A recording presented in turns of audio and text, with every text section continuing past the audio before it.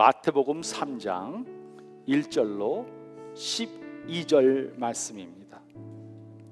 그때 세례 요한이 이르러 유대 광야에서 전파하여 말하되 회개하라 천국이 가까이 왔으니라 하였으니 그는 선지자 이사야를 통하여 말씀하신 자라. 일렀으되 광야에 외치는 자의 소리가 있어 이르되 너희는 주의 길을 준비하라 그가 오실 길을 곧게 하라 하였느니라. 이 요한은 낙타털 옷을 입고 허리에 가죽띠를 띠고 음식은 메뚜기와 석청이었더라.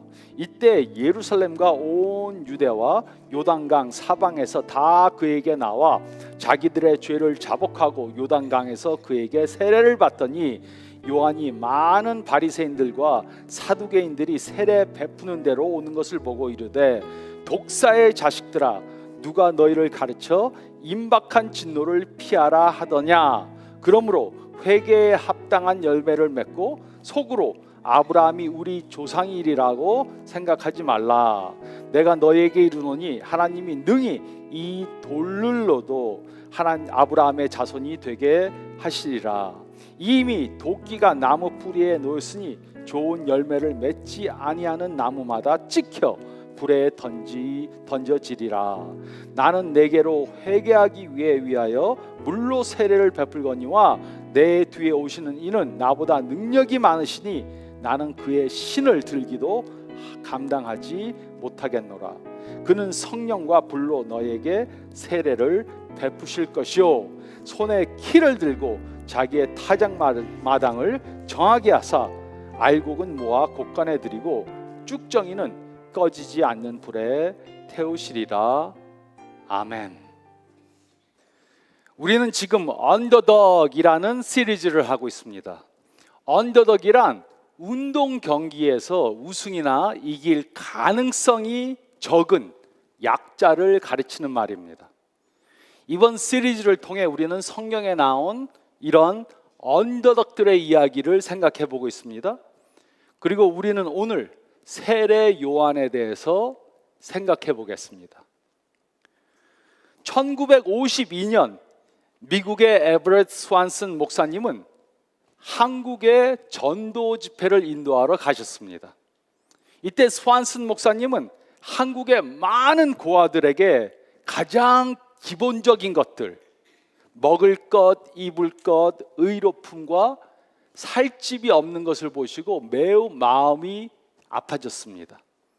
스완슨 목사님은 미국에 돌아오셔서 한국의 고아들을 위해 기도하기 시작하셨습니다. 얼마 후 하나님께서는 한국의 고아들과 미국의 교인들을 연결시켜주는 아이디어를 주셨습니다.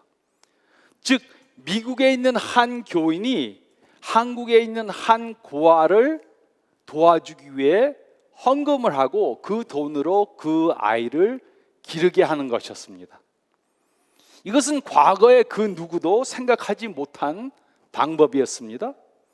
그 당시에 1950년도에 한국의 어린이와 미국의 사람을 서로 연결시켜 준다는 것은 매우 극단적인 아이디어였습니다.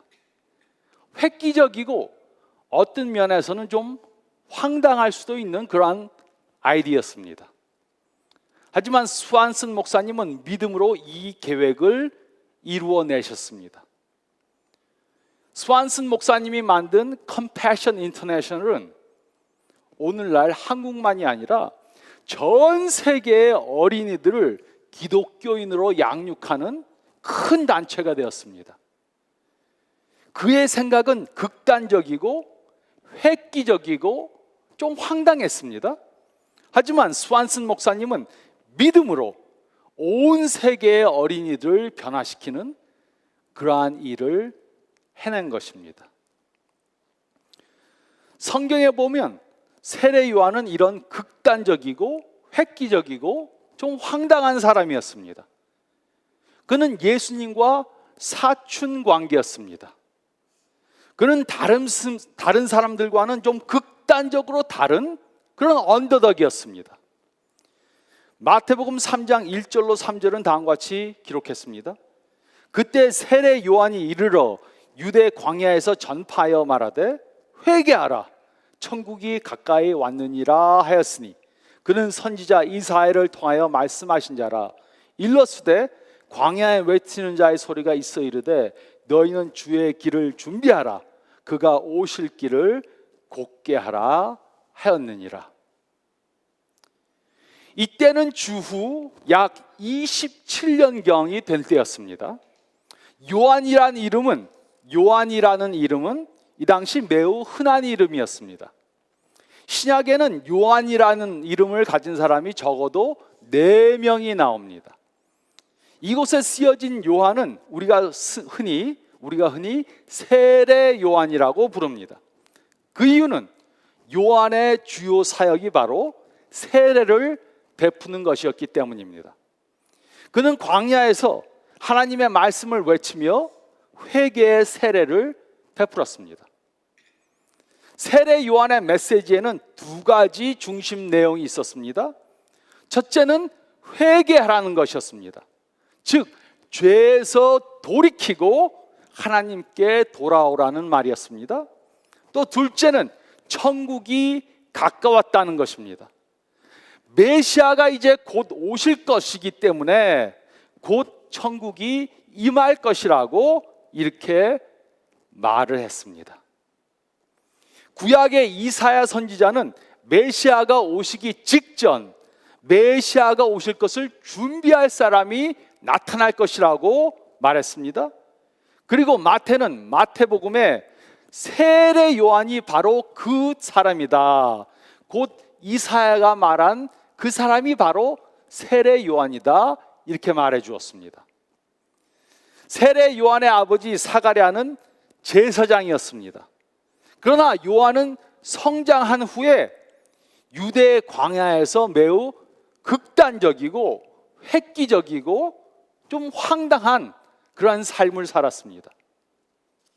우리 중에도 매우 극단적이고 어떤 면에서는 황당한 사람들이 있을 수 있습니다.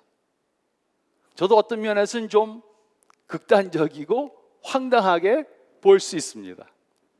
저는 목사님처럼 이렇게 옷을 입고 다니지 않고 그냥 뭐 티셔츠에다가 이렇게 입고 다니는데, 제가 하루는 식당에 갔는데 티셔츠에다가 가죽 잠바를 입고 가니까는 어떤 목사님이 저를 보더니 그러시더라고요.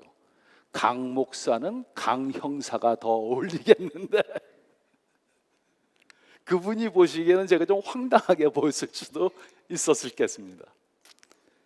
그래서 저희 가운데는 나는 좀 황당한 사람, 극단적인 사람이라서 사람들에게 큰 영향을 끼치지 못할 것이다, 이렇게 생각하는 분들이 있을 수도 있습니다. 그렇다면 우리는 세례 요한의 예를 봐야 합니다. 세례 요한은 극단적인 방법으로 예수님께서 오시는 길을 준비한 사람이었습니다. 그리고 우리가 오늘 읽은 마태복음 3장 말씀을 보면 우리가 예수님의 재림을 준비하는 그러한 삶을 살기 위해 우리도 다른 사람들이 보기에는 좀 극단적인, 좀 황당할 수도 있는 그러한 삶을 살아야 한다고 말씀하고 있습니다. 첫째로 저희가 읽을 말씀 가운데 4절 말씀을 보면 우리는 극단적인 진실성을 보여야 합니다. 우리는 극단적인 진실성을 보여야 합니다. 4절은 다음과 같이 기록했습니다. 이 요한은 낙타털 옷을 입고 허리에 가죽띠를 띠고 음식은 메뚜기와 석청이었더라. 요한은 좀 이상해 보이는 사람이었습니다. 선지자처럼 보이지가 않았습니다. 그는 낙타털로 만든 옷을 입고 허리에는 가죽띠를 둘렀습니다. 그는 메뚜기, 이 메뚜기는 좀 보통 메뚜기보다 큰 메뚜기입니다. 또 석청은 사막에서 나는 꿀입니다. 이런 것을 먹었습니다. 어떤 면에서 그는 선지자처럼 보이기보다는 1960년대 미국의 히피들처럼 보였습니다. 하지만 여기서 낙타털로 만든 옷과 가죽띠는 가난한 사람의 옷을 의미합니다. 또 그리고 메뚜기와 석청을 먹었다는 것은 광야에서 나는 자연 그대로 간단한 음식을 먹었다는 것입니다. 부자가 먹는 음식이 아니고 가난한 사람이 자연에서 나는 것을 먹은 것입니다. 그는 광야에서 이렇게 가난하게 살았습니다. 그런데 왜 마태는 세례 요한의 이런 면을 강조했습니까? 그가 무엇을 입었고 무엇을 먹은 것이 왜 중요합니까? 그가 입은 것과 먹은 것은 그가 전한 메시지와 일치했기 때문에 중요한 것입니다. 그는 메시아가 오실 것이다 이렇게 말하고 그것에 합당한 삶을 살았습니다. 그의 이런 삶은 그 당시 종교 지도자들의 삶과 대조되었습니다. 세례 요한의 삶은 그 당시 종교 지도자들의 가식됨과 거짓됨을 보여준 것입니다. 이 당시 종교 지도자들은 매우 부자들이었습니다. 이들은 예루살렘 근방의 땅들을 전부 다 소유하고 있었습니다. 이들은 하나님보다 돈에 더 관심이 많았습니다. 하나님을 사랑해서 제사장의 일을 하고 있는 것이 아니고 돈을 좋아해서 돈을 벌기 위해 그 일을 했던 것입니다. 그리고 세례 요한의 이런 삶은 그들의 삶과 완전히 대조되었습니다. 그러므로 세례 요한은 극단적인 진실성을 보여주었습니다.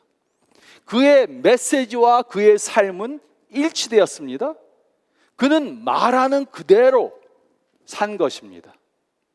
그리고 이것이 바로 우리가 세례 요한을 통해 배워야 하는 것입니다. 우리는 극단적인 진실성을 보여주는 삶을 살아야 합니다. 우리의 말과 행동은 일치되어야 합니다. 그런데 요즘 예수님을 모르는 사람들은 기독교인들을 위선자라고 부릅니다. 그 이유는 기독교인들이 극단적인 삶을 살기 때문이 아닙니다. 그 대신 그 이유는 기독교인들이 아닌 사람들과 별반 다른 것이 없이 살기 때문입니다. 목사라는 사람들도 돈을 좋아해서 돈을 축적하고 그 당시 세례 요한 당시 종교 지도자들의 삶과 별 다른 것이 없습니다. 교인이라고 하는 사람들도 별 다른 것이 없습니다. 그러니까 교회를 안 다니는 사람들이 기독교인들을 위선자들이라고 부르는 것입니다. 물론 사람들은 기독교인들이 완전하기를 바라는 것은 아닙니다. 하지만 사람들은 기독교인들이 진실하길 바랍니다. 그러므로 질문해 보시기 바랍니다. 우리의 말과 행동이 일치되어 가고 있는가? 우리 삶에 진실성이 없다면 우리의 믿음은 잘못된 것입니다. 하나님께서는 진실된 언더독들을 사용해서 그의 일을 이루시기 원하십니다. 우리는 예수님을 모르는 사람들보다 더 진실된 삶을 살아야 합니다. 그렇지 않으면 우리의 메시지에는 아무런 힘이 없게 되는 것입니다. 우리가 이렇게 극단적으로 진실성 있는 삶을 살면 우리는 다른 사람들에게 좀 이상하게 보일 수도 있습니다. 아, 저 사람은 손해보는 삶을 살고 있다, 이렇게 보일 수도 있습니다. 언더독으로 보일 수도 있습니다. 하지만 우리가 예수님의 재림을 믿고 그것을 준비하고 다른 사람들에게 예수님의 재림이 올 것을 전하기 위해서는 우리의 말과 행동이 일치하는 극단적인 진실성을 보여야 합니다. 우리는 극단적인 진실성을 보여야 합니다. 또 둘째로 저희가 읽은 말씀 가운데 5절로 10절 말씀을 보면 우리는 극단적인 메시지를 선포해야 합니다. 우리는 극단적인 메시지를 선포해야 합니다. 5절로 6절은 다음과 같이 기록했습니다. 이때 예루살렘과 온 유대와 요단강 사방에서 다 그에게 나와 자기들의 죄를 자복하고 요단강에서 그에게 세례를 받더니, 세례 요한은 큰 영향력을 끼쳤습니다. 예루살렘과 온 유대와 요단강 사방에서 다 그에게 나왔습니다. 그들은 자신들의 죄를 자복하고 요단강에서 회개 세례를 받았습니다. 7절로 10절은 다음과 같이 기록했습니다.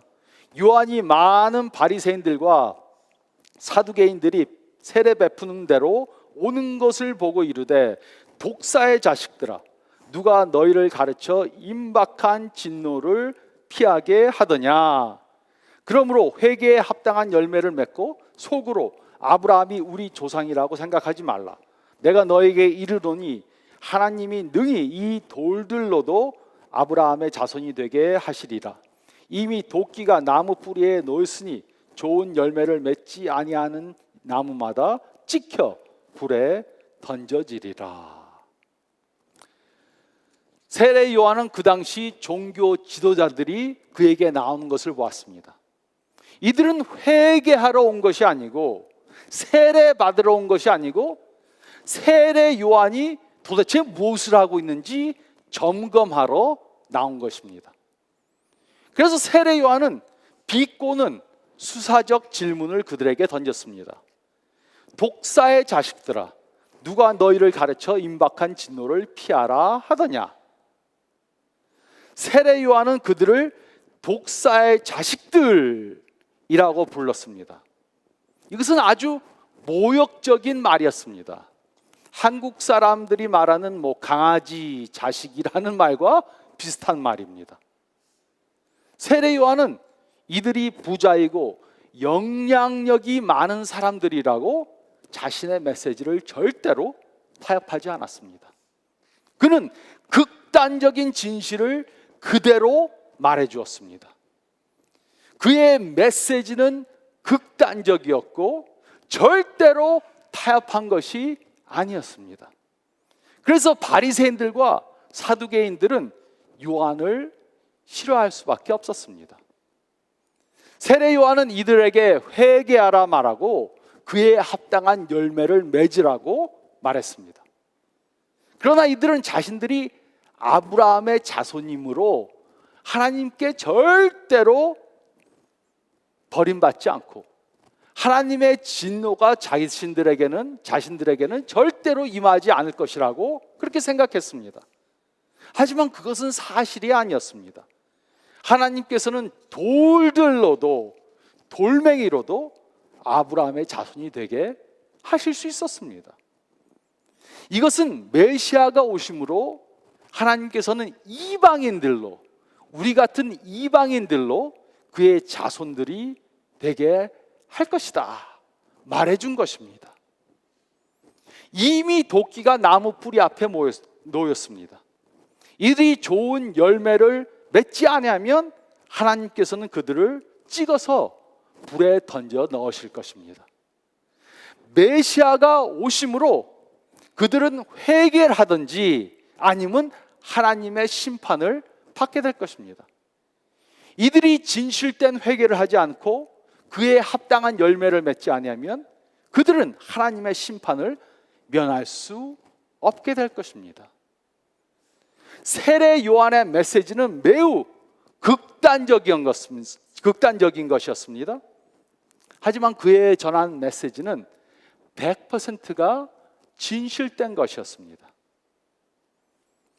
그래서 세례 요한과 같이 우리들도 극단적인 메시지를 전해야 합니다. 우리는 왜 극단적인 메시지를 전해야 합니까? 그 이유는 십자가의 메시지는 극단적이기 때문입니다. 예수님을 믿으면 영생을 선물로 얻게 됩니다. 하지만 예수님을 믿지 않으면 영원히 죽게 됩니다. 천국과 지옥 사이에 극단적인 선택을 하라고 말하는 것이 바로 하나님의 메시지입니다. 물론 극단적인 메시지라고 다른 사람들에게 모욕감을 주도록 전해서는 안 됩니다. 극단적인 메시지를 사랑으로 전하기 위해서는 우리들에게 지혜가 필요합니다. 하지만 타협하면 안 됩니다. 죄인데 죄가 아니라고 말하면 안 됩니다.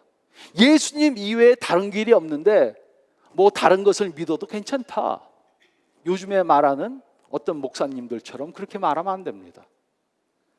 우리는 다른 사람들이 듣기 좋아하는 메시지만 전하면 안 됩니다. 우리가 극단적인 성경의 메시지를 그대로 100% 전하면 우리는 극단적인 사람들로 낙인찍힐 수 있습니다. 언더덕으로 보일 수도 있습니다. 하지만 예수님의 메시지를 전할 기회가 주어지면 우리는 극단적인 메시지를 100% 선포해야 합니다. 다른 종교도 다 좋습니다. 예수님 말고도 다른 길이 있겠지요. 선한 삶을 사시고 헌금 자주 하시면 하나님이 봐주겠지요. 절대로 아닙니다. 성경의 메시지를 타협해서 전하면 안 됩니다. 우리가 예수님의 오실 것을 준비하고 다른 사람들이 예수님의 재림을 준비하는 삶을 살도록 하려면 우리는 극단적인 메시지를 바로 선포해야 합니다. 또 세 번째로 저희가 읽은 말씀 가운데 11절 12절 말씀 보면 우리는 극단적인 만족감을 가져야 합니다. 우리는 극단적인 만족감을 가져야 합니다. 11절 12절은 다음과 같이 기록했습니다. 나는 너희로 회개하게 하기 위하여 물로 세례를 베풀거니와 내 뒤에 오시는 이는 나보다 능력이 많으시니 나는 그의 신을 들기도 감당하지 못하겠노라. 그는 성령과 불로 너에게 세례를 베푸실 것이요 손에 키를 들고 자신의 타작마당을 정하게 하사 알곡은 모아 곳간에 들이고 쭉정이는 꺼지지 않는 불에 태우시리라. 세례 요한은 자신이 메시아가 아니라는 것을 분명히 전했습니다. 자시아는 메시아가 오는 것을 준비하는 사람에 불과하다는 사실을 분명히 말해 주었습니다. 자신은 물로 세례를 베풀지만 메시아가 오시면 그는 성령과 불로 세례를 베푸실 것이라고 말해 주었습니다. 즉 장차 오실 메시아는 자신과 비교할 수 없는 능력을 소유하고 계신 분이라고 말해준 것입니다. 그리고 그는 자신이 메시아가 오는 것을 준비하는 사람에 불과하다는 사실에 만족한 것입니다. 저는 메시아가 아니고 메시아가 오실 것을 준비하는 사람입니다. 그리고 저는 제가 받은 그 사명이 얼마나 좋은지 모르겠습니다. 너무 만족합니다. 부족한 저를 사용하시는 하나님께 감사드립니다. 이런 마음이 있었던 것입니다. 메시아가 오시면 손에 키를 들고 자신의 타작마당을 깨끗하게 하실 것입니다. 알곡은 모아서 곳간에 드릴 것입니다. 그리고 쭉정이는 모아서 꺼지지 않는 불에 태우실 것입니다. 이곳에 꺼지지 않는 불이란 종말론적인 심판을 말하는 것입니다. 이것은 비유가 아닙니다. 메시아가 오시면 알곡과 쭉정이를 나누는 것이 현실이 될 것입니다. 이 사건이 가까이 왔으므로 이들은 회개를 해야만 했습니다. 이 말씀을 보면 세례 요한은 자신이 받은 사명에 만족했던 것을 알 수 있습니다. 그는 자신이 받은 사명에 대한 극단적인 만족감을 가지고 있었습니다. 즉 그는 자신에게 초점을 두지 않고 장차 오실 메시아에게 다른 사람들로 초점을 두게 했습니다. 자신이 받은 사명 이상을 추구하지 않았습니다. 그는 곧 오실 예수님을 위해 준비하는 것에 만족한 것입니다. 그리고 이것이 바로 우리가 배워야 하는 것입니다. 우리가 받은 꿈과 소망과 사명과 아이디어가 우리들을 위해 주어진 것이 아닙니다. 우리는 예수님을 위한 메신저들에 불과하다는 사실을 잊지 말아야 합니다. 우리의 삶은 예수님을 보여주는 것이 되어야 합니다. 그 이유는 다른 사람들에게 필요한 것은 우리가 아니고 예수님이기 때문입니다. 그리고 우리는 예수님께 초점을 두는 것에 만족감을 가져야 합니다. 우리가 받은 사명에 만족한다면 우리는 세상적인 것들로부터 자유함을 받게 될 것입니다. 우리가 하나님께 받은 사명에 만족한다면 세상적으로 더 많고 더 크고 더 새로운 것을 추구하는 삶을 살지 않을 것입니다.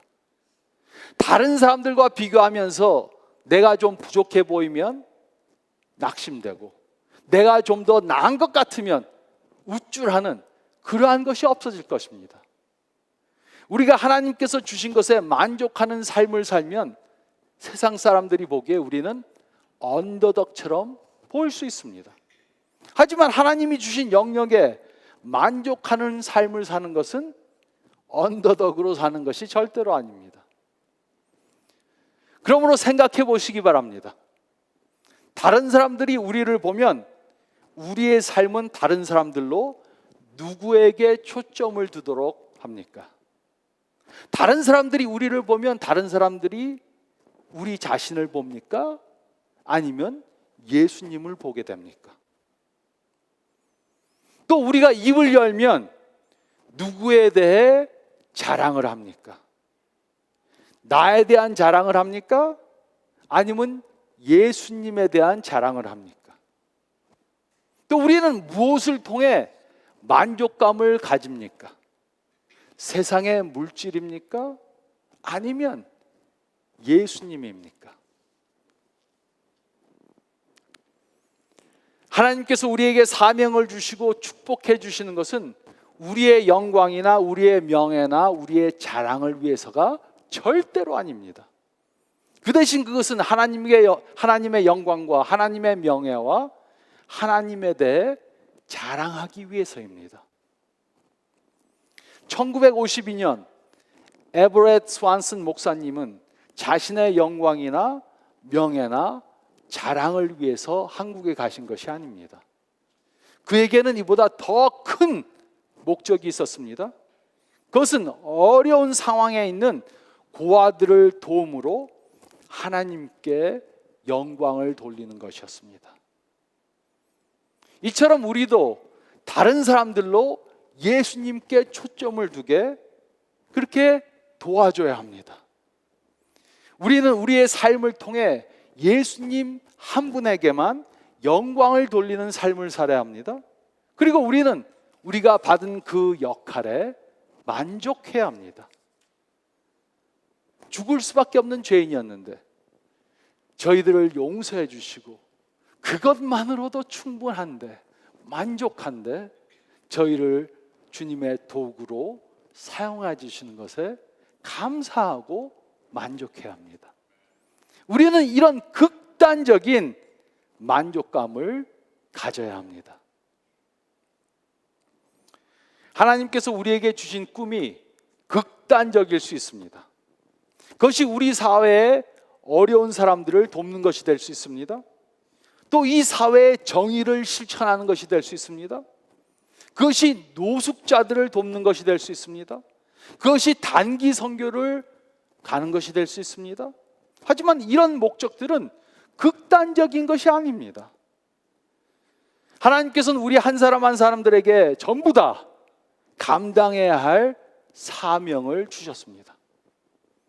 그리고 우리는 이 사명을 감당해야 하는 언더덕들입니다.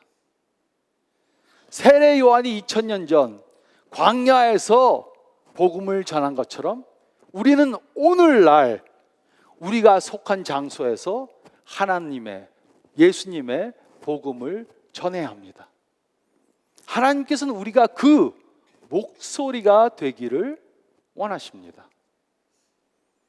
그러기 위해 우리는 극단적인 진실성을 보여야 합니다. 믿는 것과 말하는 것과 행동하는 것에 진실성이 있어야 합니다. 우리는 극단적인 메시지를 선포해야 합니다. 하나님의 메시지를 그대로 전해야지 다른 사람들이 화낼까 봐, 다른 사람들이 싫어할까 봐 타협하면 안 됩니다. 100% 복음을 전해야 합니다. 우리는 극단적인 만족감을 가져야 합니다. 다른 것이 없어져도, 다른 것을 잃어도, 세상 사람들이 알아주지 않아도 하나님이 우리를 구원해 주시고 우리를 사용하시는 것에 만족해야 합니다. 이런 극단적인 삶을 사심으로 예수님의 재림을 준비하는 삶을 사는 저와 여러분들이 되시기를 우리 주님 예수 그리스도의 이름으로 축원드립니다.